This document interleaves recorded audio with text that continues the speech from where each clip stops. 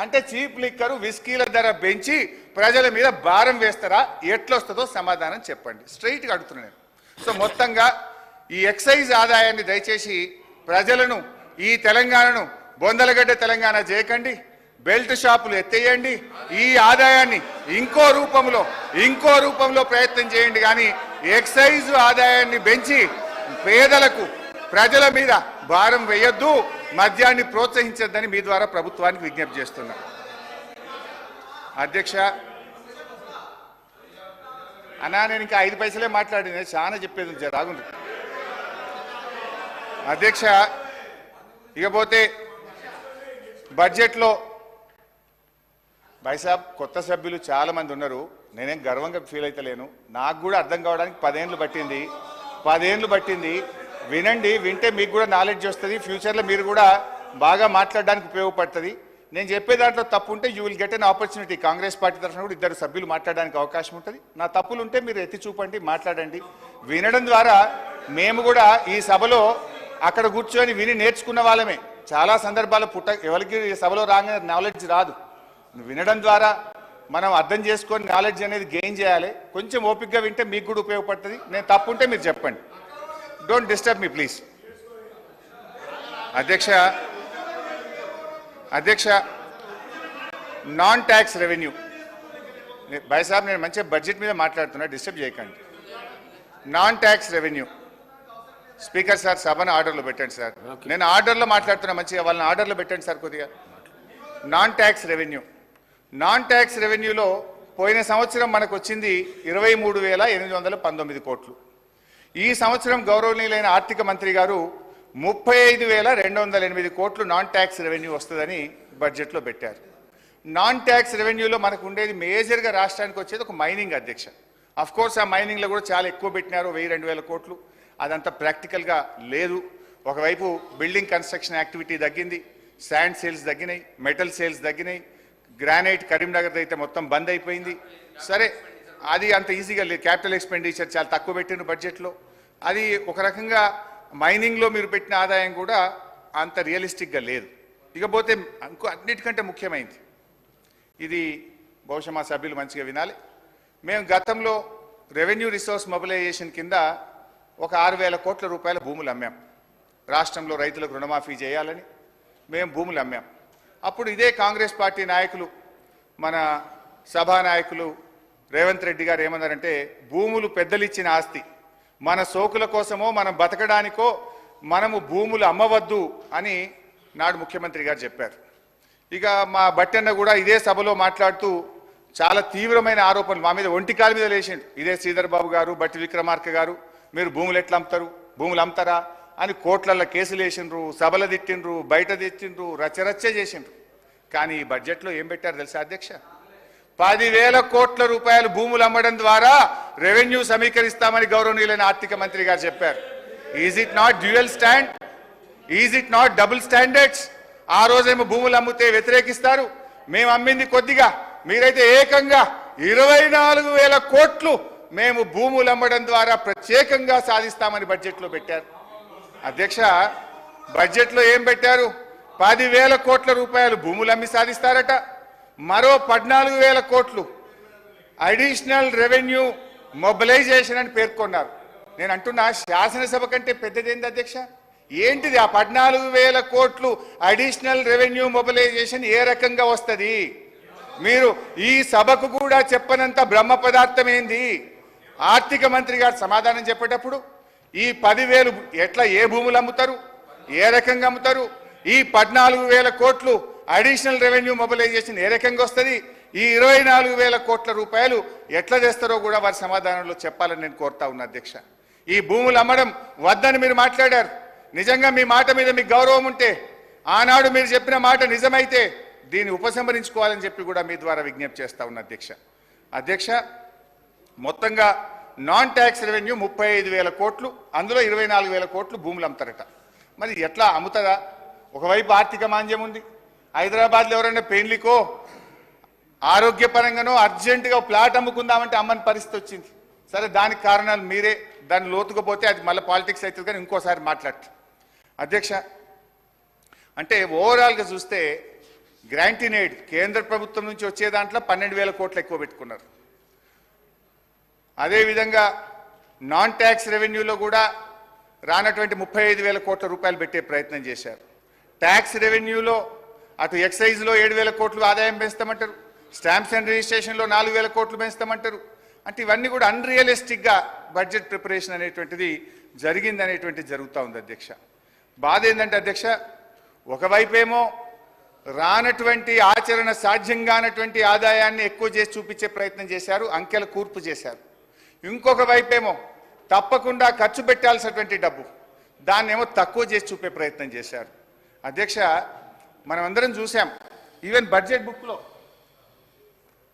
Budget గారి బట్టి ప్రసంగంలో వారు ఏం చెప్పారు, ఏకకాలంలో రుణమాఫీకి 31,000 కోట్ల రూపాయలతో మేము చేస్తున్నామని బడ్జెట్ ప్రసంగంలో చెప్పారు. నేను ఇంటికి వెళ్ళిన తర్వాత వాళ్ళు ఇచ్చిన పెన్ డ్రైవ్ ఓపెన్ చేసి మరి 31,000 కోట్లు ఏడబెట్టినరు, ఎట్లా పెట్టినరు మొత్తం లెక్క చూస్తే అది ఎస్సీ సప్లాన్ల కొంత, ఎస్టీ సప్లాన్ల కొంత, జనరల్ల కొంత మొత్తం పెట్టినరు. చాలా డీటెయిల్గా మొత్తం చూసిన. మొత్తం తీస్తే ఏమొచ్చిందంటే అధ్యక్ష 26,000 కోట్లు మాత్రమే వస్తున్నది. అసలు చెప్పిందేమో రుణమాఫీకి ఒక దశలో 41,000 అన్నారు, 35 అన్నారు, 31 అన్నారు. మరి బడ్జెట్లో చూస్తే మాత్రం 26,000 కోట్లే పెట్టిండ్రు. అంటే మరి మిగతా 5,000 కోట్లు ఏం జరగాలి, ఎక్కడి నుంచి ఇస్తారు? లేదు ఈ సంవత్సరం ఇవ్వకుండా నెక్స్ట్ ఇయర్ ఇస్తారా? లేదు కోతలు పెట్టినారు కదా, చాలా కోతలు పెట్టినారు రుణమాఫీ విషయంలో. లైక్ రేషన్ కార్డ్ అని, పిఎం కిసాన్ అని, ఎన్పిఏ అకౌంట్స్ అని, రీషెడ్యూల్ అకౌంట్స్ అని రకరకాలుగా కోతలు పెడతా ఉన్నారు. మరి కోతలతోనే ఏమైనా 31 నుంచి 25,000కు తగ్గిస్తారా? వారి సమాధానంలో స్పష్టత ఇవ్వాలని గౌరవనీయులు భట్టి గారిని నేను మీ ద్వారా కోరుతున్నాను అధ్యక్ష. ఇంకొక బాధ కలిగేది ఏంటంటే అధ్యక్ష, డిసెంబర్ 9 నాడు రుణమాఫీ చేస్తామని ప్రభుత్వం చెప్పింది. సరే, వారికి ఆర్థిక వెసులుబాటు కలగలేదా, కారణాలు ఏదైనా, ఇప్పుడు 15 ఆగస్టు లోపు చేస్తామంటున్నారు. కానీ బ్యాంకుల్లో ఏం జరుగుతుందంటే అధ్యక్ష, 9th డిసెంబర్ వరకే వడ్డీ చెల్లించి 9th డిసెంబర్ నుంచి జూలై వరకు ఉన్నటువంటి అప్పును రైతులే కట్టాలి అని చెప్పి బ్యాంకు వాళ్ళు ఆ వడ్డీని రైతుల నుంచి వసూలు చేస్తున్నారు. ఇప్పుడు ఎందుకంటే మీరు ఆలస్యం చేసిరు, డిసెంబర్ 9 అని ఆగస్టు 15కు రుణమాఫీని ఆలస్యం చేసింది మీరు. మొదటి సంతకం అన్నారు, మొదటి రోజు చేస్తామన్నారు, కారణాలు ఏదైనా 15 ఆగస్టు అన్నారు. ఆలస్య కారణం మీరు, వడ్డీ రైతులు ఎందుకు చెల్లించాలి అని అడుగుతా ఉన్నా. ఒక చిన్న ఎగ్జాంపుల్ నేను మీకు తెలియజేస్తున్నా అధ్యక్ష. ఇది మెదక్ జిల్లా నర్సాపూర్ నియోజకవర్గము, రైతు పేరు సాధు ఆంజనేయులు, కొత్తపేట గ్రామం అధ్యక్ష. ఆయనకున్న అప్పు 90,879. 90,879 డిసెంబర్ 9 నాడు ఉండే. మీరు 90,879 మాఫీ చేసిండ్రు, ఆయనకు మెసేజ్ వచ్చింది. సంతోషంగా బ్యాంకుకు పోయింది. బ్యాంక్ అధికారి, ఇది ఆయన బ్యాంక్ అధికారి రాసిచ్చింది అధ్యక్ష, ఆయన పెన్ రైటింగ్ ఇది ఆ రైతు కట్టిన రిసిప్ట్. బ్యాంక్ అధికారి ఏమన్నాడు, బాబు డిసెంబర్ 9 నాటికి వడ్డీ రాష్ట్ర ప్రభుత్వం ఇచ్చింది, డిసెంబర్ 9 నుంచి ఈరోజు జూలై 22 వరకు వడ్డీ 9,000 రూపాయలు అయింది. ఆ వడ్డీ 9,000 నువ్వు కడితేనే రుణమాఫీ చేస్తామని బ్యాంక్ అధికారి రాసిచ్చిండు. ఇవి ఆ రైతు 9,000 కట్టి తెచ్చుకున్న రిసిప్ట్. అంటే మీరు ఆలస్యం చేసి రైతుల మీద వడ్డీ భారం వేయడం న్యాయమా? దీని మీద ఆర్థిక మంత్రి గారు తన సమాధానంలో చెప్పాలి. ఇది ఒక్కటే కాదు, ఇట్లాంటి చాలా ఎగ్జాంపుల్స్ నేను నా దగ్గర. కరీంనగర్ జిల్లా కోహెడ మండల రైతులు కూడా రోడ్డెక్కి ఈ వడ్డీ భారం మా మీద ఎందుకు వేస్తున్నారని ధర్నాలు చేసిండ్రు. I request Honorable Finance Minister, while he is giving the reply, he should clarify this. అధ్యక్ష, ఇకపోతే ఆరోగ్యశ్రీ హెల్త్ డిపార్ట్మెంట్ అధ్యక్ష, ఆరోగ్యశ్రీలో ప్రభుత్వం కొన్ని నిర్ణయాలు తీసుకున్నట్టుగా పత్రికల్లో చూసాం.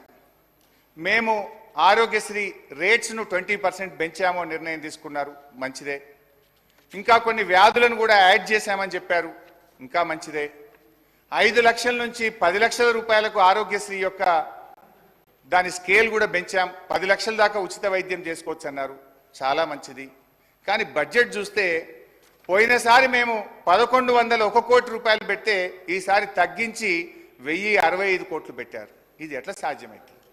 మీరు వ్యాధుల సంఖ్య పెంచి 5 లక్షల్ని 10 లక్షలకు పెంచి 20% రేట్లు పెంచి బడ్జెట్ తగ్గిస్తే ఇది ఆచరణ సాధ్యమేనా అని నేను అడుగుతా ఉన్నా.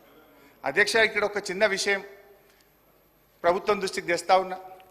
గవర్నమెంట్లు అనేటువంటివి వస్తూ ఉంటాయి, పోతూ ఉంటాయి, ప్రభుత్వాలు మారుతుంటాయి, ఎవరం కూడా పర్మనెంట్ కాదు. మా ప్రభుత్వం వచ్చినప్పుడు గౌరవనీయులు కేసీఆర్ గారు ముఖ్యమంత్రిగా కూర్చొని ఒక మాట అన్నారు అధ్యక్ష. గౌరవనీయులు అప్పటి మాజీ దివంగత ముఖ్యమంత్రి వైఎస్ రాజశేఖర రెడ్డి గారు ప్రవేశపెట్టినటువంటి ఆరోగ్యశ్రీ పథకం చాలా మంచి పథకము. మా ప్రభుత్వం పేరు కూడా మార్చకుండా యథావిధిగా ఆ పథకాన్ని కొనసాగిస్తామని చెప్పాం. 10 ఏళ్ళు కొనసాగించాం. అదేవిధంగా వైఎస్ రాజశేఖర రెడ్డి గారు ప్రారంభించినటువంటి ఫీజు రియంబర్స్మెంట్ కానీ 108 కానీ ఇలాంటి మంచి పనులను సభా వేదికగా ముఖ్యమంత్రి గారు ఆనాటి ముఖ్యమంత్రి కేసీఆర్ గారు మెచ్చుకున్నారు. ఆ పథకాలను మేము కొనసాగించాం. కానీ మీరు కేసీఆర్ కిట్ అనే పథకం ఉన్నది, అది చాలా మంచి పథకం. దాని ద్వారా మన రాష్ట్రం IMR MMR infant mortality rate, mother mortality rate గణనీయంగా తగ్గి దేశంలోనే అతి తక్కువ మాతా శిశు మరణాలు నమోదు చేసిన రాష్ట్రంగా 3వ స్థానంలో తెలంగాణను మేము నిలిపాం. అంటే నేను ఒకటే కోరుతున్నా, ఒకవేళ మీకు కేసీఆర్ అనే పేరు ఇష్టం లేకపోతే పేరు మార్చుకోండి, మాకేం అభ్యంతరం లేదు. కానీ దయచేసి న్యూట్రిషన్ కిట్, కేసీఆర్ కిట్ అనే పథకాలను కొనసాగించండి. మీరు పేరు మార్చుకున్నా మాకు అభ్యంతరం లేదు. కానీ రాజకీయాల కోసం ఆ పేద గర్భిణీ స్త్రీల కడుపు కొట్టకండి, రేపటి పుట్టబోయే బిడ్డల భవిష్యత్తు మీద దెబ్బ కొట్టకండి. న్యూట్రిషన్ కిట్, కేసీఆర్ కిట్ పథకాలను దయచేసి కొనసాగించాలని మీ ద్వారా ప్రభుత్వాన్ని నేను కోరుతా ఉన్నా అధ్యక్ష. ఇంకొక ప్రధానమైన విషయం, అప్పుల విషయంలో పదే మా ప్రభుత్వం మీద బురద జల్లే ప్రయత్నం చేశారు. అయితే నేను గౌరవనీయులు భట్టి గారు నేను చెప్పేది విని వారి సమాధానంలో ఒకవేళ నేను తప్పైతే వారు క్లారిఫికేషన్ ఇవ్వాలని కోరుతా ఉన్నా. ఇది సభలో ఆ రోజు ప్రవేశపెట్టిన తెలంగాణ రాష్ట్ర ఆర్థిక శ్వేతపత్రం. ఇదే విషయాన్ని తన బడ్జెట్ ప్రసంగంలో కూడా నిన్న గౌరవనీయులు భట్టి గారు బడ్జెట్ ప్రసంగంలో కూడా చెప్పారు.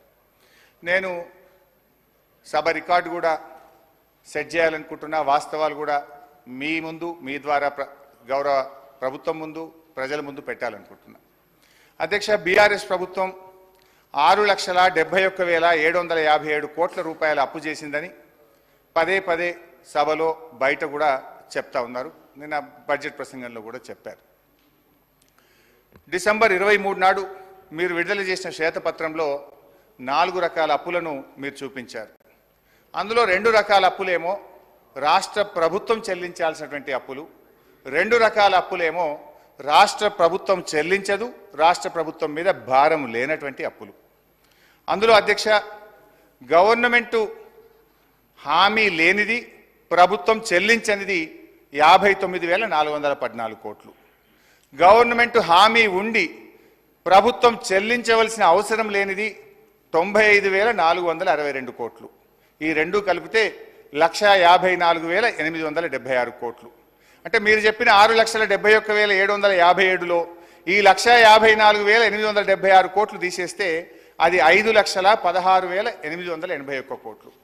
దీంట్లో మా ప్రభుత్వం ఏర్పడే నాటికే చేసినటువంటి అప్పులు మాకు వారసత్వంగా వచ్చింది 72,658 కోట్లు.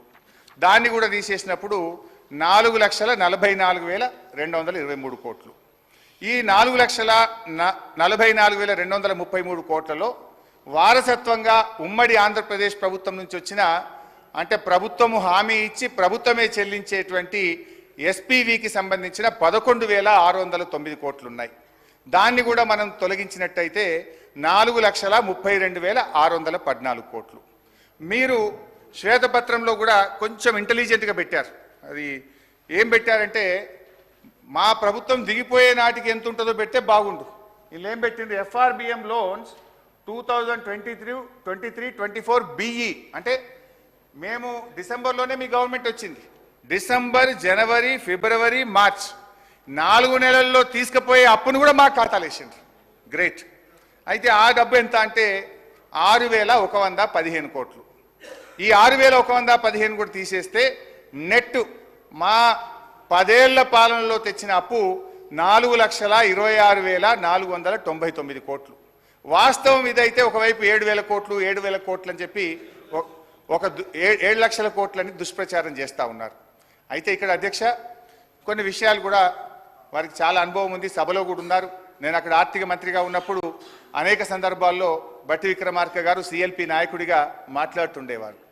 ఈ 4,26,499 కోట్లలో కూడా కొన్ని ప్రత్యేకమైన పరిస్థితులు, కేంద్ర ప్రభుత్వ నిర్ణయాలు, కరోనా లాంటి ప్రపంచమే గడగడలాడి దేశం మొత్తం గడగడలాడినటువంటి ఒక ప్రత్యేక పరిస్థితి 2 సంవత్సరాలు వరుసగా మనం ఎదుర్కొన్నాం. ఈ 4,26,499 కోట్లలో అధ్యక్ష వాస్తవానికి ఏం జరిగింది? కేంద్ర ప్రభుత్వం 2 నిర్ణయాలు తీసుకున్నది. ఒకటి, డిస్కామ్ల అప్పులన్నీ రాష్ట్ర ప్రభుత్వాలే తీసుకోవాలని పార్లమెంట్లో చట్టం చేసి బలవంతంగా రాష్ట్ర ప్రభుత్వాల మీద ఉదయ్ అనేటువంటి పథకాన్ని తెచ్చి రుద్దారు. అట్లా మనకు 9,000 కోట్లు కేంద్ర నిర్ణయం వల్ల రాష్ట్రం మీద అప్పు భారం పడ్డది. 2, 14వ ఆర్థిక సంఘం నుంచి రాష్ట్రానికి గ్రాంట్గా రావాల్సిన డబ్బు, దేశంలో డబ్బు లేదు, కొంత ఇబ్బంది ఉన్నది, గ్రాంట్కు బదులు మీరు అప్పు తెచ్చుకోండి అని ఓ 2,459 కోట్లకు ప్రత్యేకంగా కేంద్ర ప్రభుత్వం దేశం మొత్తం నిర్ణయం తీసుకున్నది. తెలంగాణ కోసం కూడా గ్రాంట్గా రావాల్సింది బడ్జెట్లో పెట్టుకున్నది, గ్రాంట్గా ఇవ్వకుండా అప్పు తెచ్చుకోమని కేంద్ర ప్రభుత్వం నిర్ణయం తీసుకుంటే అదొకటి మన మీద భారం పడ్డది. రెండిటికంటే ముఖ్యం, సరే కేంద్ర విధానపరమైన నిర్ణయాల వల్ల దాదాపు 11-12 కోట్లు మన రాష్ట్రం మీద భారం పడ్డది. రెండవది కరోనా. మనం ఎప్పుడైనా జిఎస్డిపిలో 3% అప్పే తెచ్చుకుంటాం, కానీ కరోనా వచ్చినప్పుడు దేశం మొత్తం కూడా ఆర్థిక మాంద్యం వచ్చింది, ప్రజలకు ఉపాధి అవకాశాలు దెబ్బతిన్నాయి. ఈ దేశ భవిష్యత్తును దృష్టిలో పెట్టుకొని, రాష్ట్రాల్లో ప్రజల భవిష్యత్తును దృష్టి పెట్టుకొని కేంద్ర ప్రభుత్వం ఏం చేసిందంటే 2 సంవత్సరాలు వరుసగా అదనపు ఎఫ్ఆర్బిఎం ఇచ్చి మీరు క్యాపిటల్ ఎక్స్పెండిచర్ చేయండి, ఖర్చు పెట్టండి, ఆర్థిక అభివృద్ధికి తోడ్పడుతుంది, డబ్బు చలామణిలో లేకపోతే ప్రజలకు ఇబ్బంది అవుతుందని 2020-21లో 1.75% అదనంగా జిఎస్డిపి అప్పు తెచ్చుకోవాలని 17,558 కోట్లు కరోనా మొదటి సంవత్సరంలో తేవాల్సి వచ్చింది. కరోనా రెండవ సంవత్సరంలో 1% 10,784 కోట్లు తేవాల్సి వచ్చింది. అంటే ఈ వరుసగా 2 ఏళ్ల కరోనా వల్ల ఒక 28,000 కోట్లు, ఒక 12,000 కోట్లు కేంద్ర ప్రభుత్వం యొక్క విధానపరమైన నిర్ణయాల వల్ల, ఈ 2 కలిపితే దాదాపు అనివార్యంగా 41,159 కోట్లు కరోనా మరియు కేంద్ర ప్రభుత్వ నిర్ణయాల వల్ల మనం అదనంగా తీసుకోవాల్సి వచ్చింది. అంటే ఈ 41,000 కోట్లు కూడా తీసేస్తే నార్మల్ ప్లాన్లో 10 ఏళ్ల మా పాలనలో మేము చేసిన రాష్ట్ర ప్రభుత్వం కట్టే అప్పు ఎంత అంటే 3,85,340 కోట్లుగా తేలింది. కానీ మీరు తిమ్మిని బమ్మి చేసి వాస్తవాలను వక్రీకరించి 7 లక్షల కోట్ల అప్పు చేసిందని చెప్పి ప్రజల దృష్టిలో మీరు తెస్తా ఉన్నారు అధ్యక్ష. ఇన్ఫ్యాక్ట్ ఇక్కడ ఇంకొక విషయం కూడా చెప్పాలి అధ్యక్ష, అప్పులు ఎడాపెడా చేశామని, ఎక్కడ దొరికితే అక్కడ తెచ్చామని చేశారు, కానీ మేము బాధ్యతతో చేశాం, మేము ఆస్తుల కల్పన కోసం చేశాం, అవకాశాలున్నా మేము అప్పులు తీసుకోలేదు.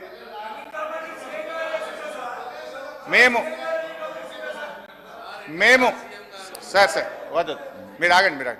నేను బాధ్యతతో చెప్తున్నాను అధ్యక్ష, కేంద్ర ప్రభుత్వము మీరు విద్యుత్ సంస్కరణలు చేయండి, 5 ఏళ్ల పాటు ఏటా 0.5% ఎఫ్ఆర్బిఎం అదనంగా ఇస్తామన్నారు. అంటే 30,000 కోట్లు తెచ్చుకునే అవకాశం ఉంది. మన పక్కన కాంగ్రెస్ అధికారంలో ఉన్న కర్ణాటకలో విద్యుత్ సంస్కరణలు అమలు చేశారు, ఆంధ్రప్రదేశ్లో చేశారు, దేశంలో అనేక రాష్ట్రాల్లో విద్యుత్ సంస్కరణలు అమలు చేసి వాళ్ళు 30,000 కోట్లు తెచ్చుకున్నారు. ఇదే సభలో సభానాయకుడిగా ఉన్న కేసీఆర్ గారు, నా గొంతులో ప్రాణముండంగా విద్యుత్ సంస్కరణలు అమలు చేయను, ఆ 30,000 కోట్లు మాకు అవసరం లేదు, ఒక పని తక్కువ చేసుకున్నా సరే విద్యుత్ సంస్థలను ప్రైవేట్ పరం చేయము, మీటర్లు పెట్టము అని సభానాయకుడిగా చెప్పారు. నిజంగా అప్పు పుడితే మేము తెచ్చుకోవచ్చు అనుకుంటే ఆ 30,000 కోట్లు తెచ్చుకొని ఉండేవాళ్ళం కదా. మేము ఆ రోజు ఆ అవకాశం ఉన్నా కూడా దాన్ని